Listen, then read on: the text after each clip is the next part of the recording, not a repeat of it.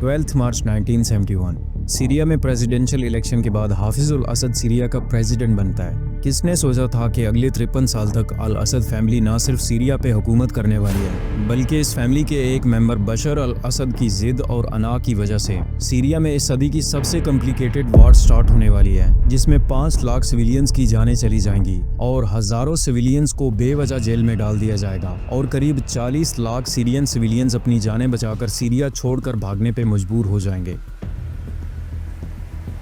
बशर अल असद 2000 में अपने फादर हाफिजुल असद की डेथ के बाद सीरिया का प्रेसिडेंट बनता है और अगले 24 साल सीरिया पे हुकूमत करता है। और जो कोई भी इसकी हुकूमत के खिलाफ आवाज़ उठाता है, उस आवाज़ को ना सिर्फ ये हमेशा के लिए दबा देता है, बल्कि दूसरे सिविलियंस को भी इसे सबक सिखाता है कि जो कोई भी इसके खिलाफ आवाज़ उठाएगा उसे इसकी कीमत अपनी जान की सूरत में चुकाना पड़ेगी। इस सब को देखते हुए सीरियन सिविलियंस की तरफ से 2011 के बाद opposition armed groups al Assad हुकूमत के खिलाफ काम करने लग जाते हैं, लेकिन उन्हें कोई बड़ी कामयाबी हासिल ना हुई।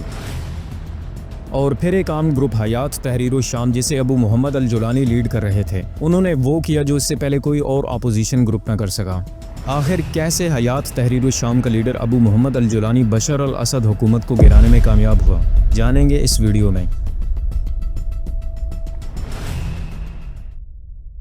अबू मोहम्मद अल जुलानी में शुरू से ही जिहाद के लिए जज्बा पाया गया है। In 2003, the US and a handful of allies invaded Iraq to get rid of Saddam Hussein on the premise that he had weapons of mass destruction. Well, that turned out not to be true, and the war kicked off a cycle of violence and political instability that Iraq is still caught up in. Jolani 2003 में US Iraq वार में शामिल होने के लिए 20 साल की उम्र में सीरिया से इराकी तंजीम अलकायदा को ज्वाइन करने के लिए इराक शिफ्ट होता है और अलकायदा के साथ यूएस के खिलाफ काम करने लग जाता है। 2006 में यूएस मिलिट्री इराक में अलकायदा के खिलाफ ऑपरेशन करते हुए कई सारे अलकायदा के मेंबर्स को अरेस्ट करती है, जिसमें जुलानी भी शामिल था, और अलकायदा के इन अरेस्टेड मेंबर्स को इराक की सबसे नोटोरियस प्रिजन कैंप बूका में डाल दिया जाता है। और अगले 5 साल यानी 2011 तक जुलानी और बाकी तमाम अलकायदा के मेंबर्स को यूएस मिलिट्री की तरफ से इसी प्रिजन में रखा जाता है। बाद में जब यूएस ने इराक के मुतालिक अपनी पॉलिसीज चेंज की तो कैंप बूका के कुछ कैदियों को अच्छे कंडक्ट की वजह से छोड़ दिया जाता है, जिसमें अल जुलानी भी शामिल था। As those who had lost loved ones buried their dead in Daraa, anti-Assad demonstrations broke out in other towns and cities. The government quickly turned to military force to crush the protests, deploying more and more tanks, troops and artillery over the following months. इस time तक Syria में अल Assad हुकूमत की बर्बरियत के खिलाफ civil वार छिड़ चुकी थी। सीरिया में ये सब हालात देखते हुए 2012 में जुलानी को अलकायदा की तरफ से सीरिया में अलकायदा की एक न्यू ब्रांच अल नुसरा फ्रंट को एस्टेब्लिश करने के लिए चुना जाता है और इसे अल नुसरा फ्रंट का लीडर बना दिया जाता है। अल नुसरा फ्रंट अपना इन्फ्लुएंस अपोजिशन के अंडर तमाम एरियाज में बनाना शुरू कर देती है, खास करके इदलिब में। यहाँ से शुरू होता है अल असद हुकूमत के खिलाफ जुलानी का सफ़र। अगले 4 साल अल नुसरा फ्रंट को जुलानी लीड करते हुए इदलिब में अल असद हुकूमत के खिलाफ काम करता रहता है। इस वक्त सीरिया के मुख्तलिफ इलाकों में कई सारे और opposition arm groups al Assad हुकूमत के खिलाफ काम कर रहे थे, जिनमें चंद famous groups Syrian Arab Republic, Syrian opposition and allies, Islamic State, Kurdish Syrian Democratic Forces और अलकायदा एंड एफिलिएट्स, जिसमें अल नुसरा फ्रंट शामिल हैं। इस वक्त सीरिया की सेकेंड लार्जेस्ट सिटी अलीपो इन्हीं में से कुछ अपोजिशन आर्म्ड ग्रुप्स के अंडर थी। और फिर आता है जुलाई 2016। Syrian government forces have recaptured all of the historic old city of Aleppo. जब अलीपो पे हुकूमत कब्जा कर लेती है, जिसकी वजह से कई सारे अपोजिशन आर्म्ड ग्रुप्स अलीपो को छोड़ के इदलिब शिफ्ट होने लगते हैं और यही शिफ्ट होने वाले ग्रुप्स इदलिब में पहले से मौजूद अल नुसरा फ्रंट के साथ जुड़ने लगते हैं, जिसके बाद अल नुसरा फ्रंट का नाम चेंज करके फतह अश-शाम रख दिया जाता है। इस वक्त सीरिया में सबसे पावरफुल अपोजिशन आर्म्ड ग्रुप फतह अश-शाम बन जाता है और सीरिया में बाकी तमाम अपोजिशन ग्रुप्स ने भी अपने मकसद को हासिल करने के लिए फतह शाम के साथ मर्ज होने में अपनी भलाई समझी और अर्ली 2017 तक फतह शाम में मजीद अपोजिशन आर्म्ड ग्रुप्स शामिल होते जाते हैं, जिसके बाद फतह शाम का नाम एक बार फिर से चेंज करके हयात तहरीर शाम रख दिया जाता है, जिसे जुलानी ही लीड कर रहे थे।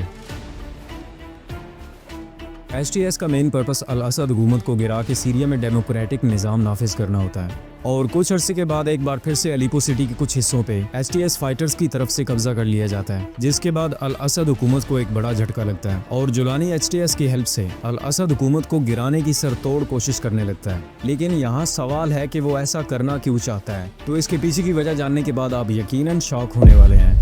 बशर अल असद अगर सीरिया के साथ मुखलिस होता तो कभी भी सीरिया में इस सदी की सबसे बड़ी कॉम्प्लिकेटेड सिविल वॉर स्टार्ट ना होती, जो 5 लाख सिविलियंस की जानें ले गई, जिसमें लाखों बेगुनाह लोगों को जेल में डाल दिया गया और 40 लाख लोग अपनी जान बचा के अपना मुल्क छोड़ के भाग गए। बशर अल असद रशिया, ईरान और हिजबुल्लाह की हेल्प से सीरिया पे डिक्टेटरशिप कर रहा था। STS तब से लेके अब तक अल असद हुकूमत के खिलाफ लड़ती आ रही है और फिर आता है 27 नवंबर 2024 का दिन। Rebels launched an incursion on Wednesday into a dozen towns and villages in the northwestern province of Aleppo, which is controlled by Syrian President Bashar al-Assad's government. जब STS और उसके साथ सीरिया के चंद और opposition armed groups al Assad हुकूमत के खिलाफ एक बहुत बड़ा ऑपरेशन स्टार्ट करते हैं, जिसे ऑपरेशन डिटरेंस ऑफ अग्रेशन का नाम दिया गया। तमाम अपोजिशन आर्म ग्रुप्स इस ऑपरेशन में STS के अंडर काम कर रहे थे, जिसे मोहम्मद अल जुलानी लीड कर रहा था। इस ऑपरेशन में अपोजिशन आर्म फोर्सेस इदलिब से स्टार्ट करते हुए सिर्फ 3 दिन के अंदर ही सीरिया की सेकंड लार्जेस्ट सिटी अलीपो पे मुकम्मल तौर पे कब्जा कर लेते हैं। अपोजिशन फोर्सेस को पावर में आते देख के तमाम बड़े पुलिस और आर्मी ऑफिसर्स अपनी पोस्ट को छोड़ के भाग रहे थे, जिसकी वजह से अपोजिशन फाइटर्स को मजीद पावर मिल रही थी, जो इनके लिए सीरिया के तमाम हिस्सों पे अपना होल्ड जमाने में बहुत हेल्पफुल साबित हुई। अपोजिशन फाइटर्स लताकिया और तारतूस को मुकम्मल तौर पे इग्नोर करते हैं, क्योंकि यहाँ असद हुकूमत का एक स्ट्रॉन्ग होल्ड होता है और मजीद 2 दिन के अंदर हामा और हम्स को भी फाइटर्स की तरफ से अपने कब्जे में ले लिया जाता है और 7 दिसंबर 2024 की सुबह तक डेरा भी हुकूमत के हाथों से निकल जाता है और इसी रात सीरिया के कैपिटल और सबसे बड़ी सिटी दमास्कस पे भी फाइटर्स की तरफ से कब्जा कर लिया जाता है। STS और बाकी तमाम opposition armed groups al Assad हुकूमत को गिराने में कामयाब इसलिए हुए कि सीरिया में बरसों से स्टार्ट सिविल वार से हुकूमत कमज़ोर पड़ चुकी थी और बशर अल असद पावर में रहने के लिए आउटर फैक्टर्स जैसे कि रशिया, ईरान और लेबनानीज एले हिजबुल्लाह की हेल्प ले रहा था।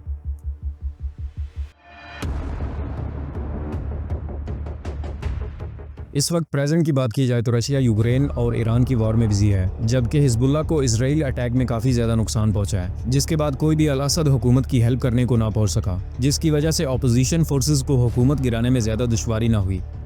8 दिसंबर 2024 की सुबह से पहले बशर अल असद सीरिया छोड़ के भाग चुका था। बशर अल असद दमास्कस इंटरनेशनल एयरपोर्ट के थ्रू सीरिया छोड़ के भागा, जब इसे सीरियन आर्मी प्रोटेक्ट कर रही थी, जबकि बाद में अपोजिशन फाइटर्स ने दमास्कस सिटी पे कब्जा किया। बशर अल असद सीरिया छोड़ के रशिया भाग चुका है, जहां उसने रशियन हुकूमत से पॉलिटिकल असाइलम लिया है। STS के लीडर मोहम्मद अल जुलानी का कहना है कि उनकी कैबिनेट अपनी तमाम तर जिम्मेदारियां ट्रांजिशनल गवर्नमेंट को सौंपने को तैयार है,